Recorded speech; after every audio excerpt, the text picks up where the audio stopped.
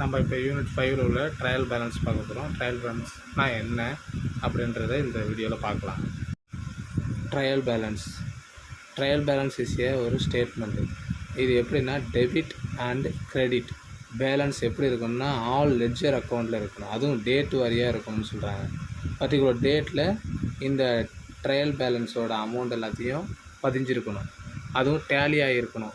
Even specimen of a trial balance. இந்த trial balance பர்டிகுலரில் இருக்கிற எல்லா டீட்டெயில்ஸும் டெபிட்டில் போடணுமா இல்லை கிரெடிட்டில் போடணுமா அப்படின்றது தான் முக்கியமானது. இந்த ஒரு விஷயத்தை தெரிஞ்சுக்கணும். இதில் முக்கியமானது ஒரு 10 கொடுத்துருக்காங்க. 10ஐயும் மனப்பாடம் பண்ணிட்டோம் அப்படின்னா வெரி ஈஸியாக இருக்கும். இந்த டெபிட் கோலத்தில் உள்ள எல்லாத்தையும் பார்த்துட்டோம். இது வரைக்கும் இருக்குது. 27 கண்டென்ட் இருக்குது. இது வரைக்கும் டெபிட்டு. இதில் கிரெடிட் இருக்குது. நமக்கு முக்கியமானது கிரெடிட் தான். நம்ம ஷார்ட்கட் அடிக்க போகிறோம். அதனால் ஷார்ட்கட் எப்படி பார்த்தோம்னா இந்த டெபிட் விட்டுட்டு கிரெடிட்டை மட்டும் எடுத்துக்கணும். ஒரு 10 கிரெடிட் இருக்குது. இதை மட்டும் மனப்பாடம் பண்ணிட்டோம் அப்படின்னா வெரி ஈஸியாக இந்த கணக்கை போட்டுடலாம்.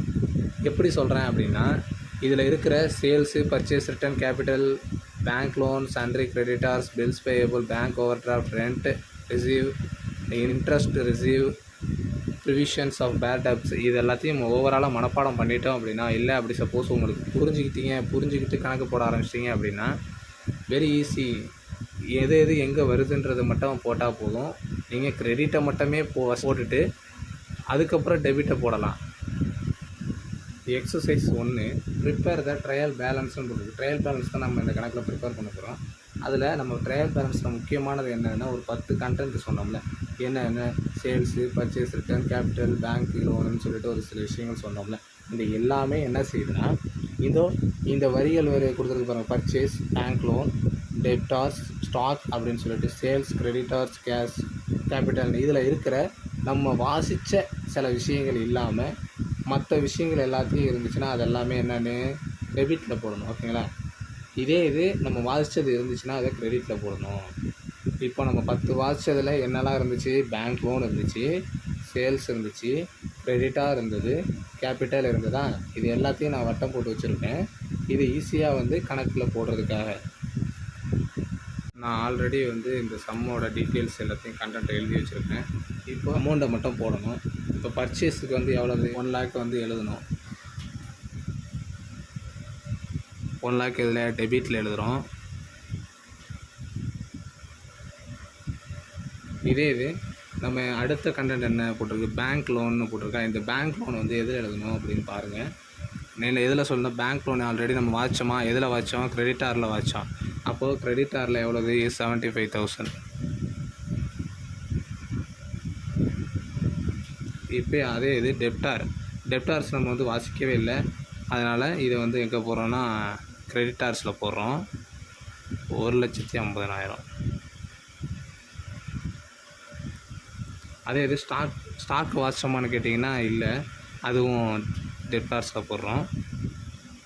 35,000.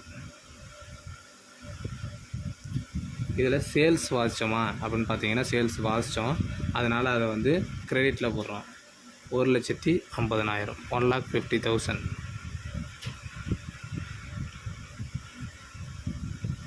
இது கிரெடிட்டார் வாசித்தோமா அப்படின்னு கேட்டால் ஆமாம், கிரெடிட்டார் வாசித்தோம்ல, அதனால் அதையும் தூக்கி கிரெடிட்டில் போடுறோம். ஏன்னா கிரெடிட்டார்ஸ்னு வந்ததுனாலே நம்ம கிரெடிட்டில் போடுறோம். கண்ணை மூடிக்கிட்டு இதை போட்டுடலாம். கிரெடிட்டார்ஸ். கேஷ்ன்னு வந்துருக்கு. கேஷுன்னு நம்ம வாசிக்கலை. 10 கண்டென்ட்டு படித்தோம்ல, அதில் நமக்கு கேஷுன்ற ஒரு விஷயத்தை வாசிக்கவே இல்லை. அதனால் இதில் கிரெடிட்டில் போடாமல் டெபிட்டில் போடுறோம். எவ்வளவு அப்படின்னா 90,000.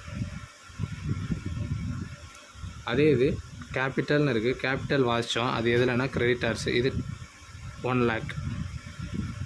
இது அப்படியே நம்ம டோட்டல் பண்ணுறோம். ரெண்டும் டேலி ஆகணும், ஈவனாக இருக்கணும். 0 0 0 7 5 10 17க்கு 7 அதுக்கு மேலே 1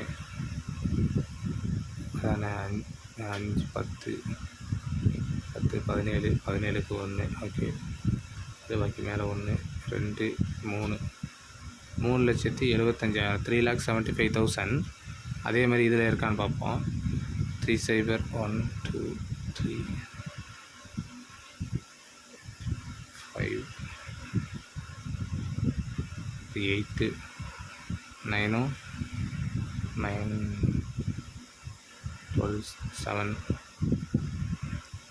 17க்கு 7 பாக்கி மேலே 1 3 3,75,000 வந்து ஈவன் ஆகிட்டு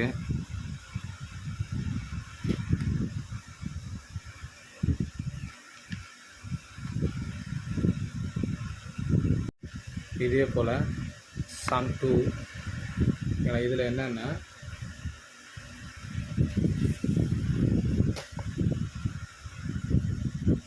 Sum 2.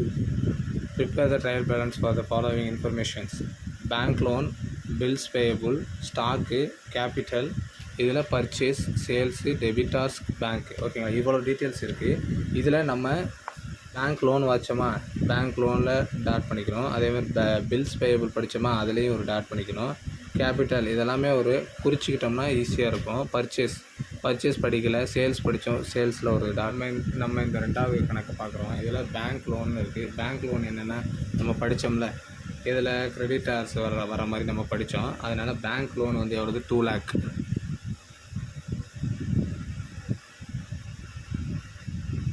ரெண்டாவது பில்ஸ் பேயபிளும் நம்ம கிரெடிட்டார்ஸில் தான் படித்தோம். எவ்வளவு 1 lakh. இப்போ அதே இது ஸ்டாக் வந்து நம்ம கிரெடிட்டார்ஸை படிக்கலை அப்படின்னா அதுக்கு ஏற்றாப்புல டெபிட்டில் போட்டுருணும். எவ்வளவு அப்படின்னு பார்த்தோம்னா 70,000. How much rupees of 74,000. இதே இது கேபிட்டல் படித்தோம், அதனால் கேபிட்டலை தூக்கி கிரெடிட்டார்ஸில் போடுறோம். 2,50,000. இதே இது பர்ச்சேஸ் வந்து நம்ம படிக்கலை, அதனால் டெபிட்டில் போடுறோம். 1,80,000. இது சேல்ஸ் நம்ம வந்து படித்தோம். எதுலனா கிரெடிட்டில் நம்ம அந்த 10 pieces ஆஃப் கண்டென்ட் படித்தோம்ல, அந்த பீசஸில் படித்தோம். அதனால் சேல்ஸை போடணும். இதை வந்து மெயினாக மறந்துடக்கூடாது. ஒரு 10 தான் இருக்குது, அதை ஃபுல்லாகவே மனப்பாடம் பண்ணிக்கிட்டால் வெரி ஈஸியாக இருக்கும். ஏன்னா கிரெடிட்டை மட்டுமே நம்ம தூக்கி போட்டுட்டோம் அப்படின்னா மற்ற டீட்டெயில் அனைத்தையும் அப்படியே டெபிட்டில் தூக்கி போட்டுடலாம். டெப்டார்ஸ் வந்து நம்ம படிக்கலை, அதனால் வந்து 4 lakh. ஓகே, பேங்க்கும் நம்ம வந்து படிக்கலை, அதனால் டெப்டார்ஸில் போட்டுற வேண்டியதான். 2 lakh. இப்போ டோட்டல் பண்ணுறோம்.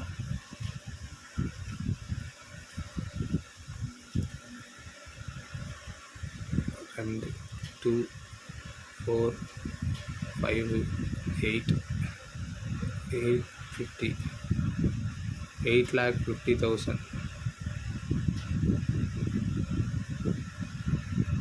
4 5 7 8. Okay, 8,50,000.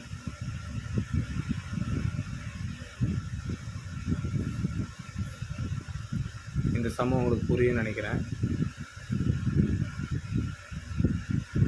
ஈஸியான முறை உங்களுக்கு புரிஞ்சிருந்தால் லைக் பண்ணுங்கள், ஷேர் பண்ணுங்கள், கமெண்ட் பண்ணுங்கள். Thank you students. Have a nice day.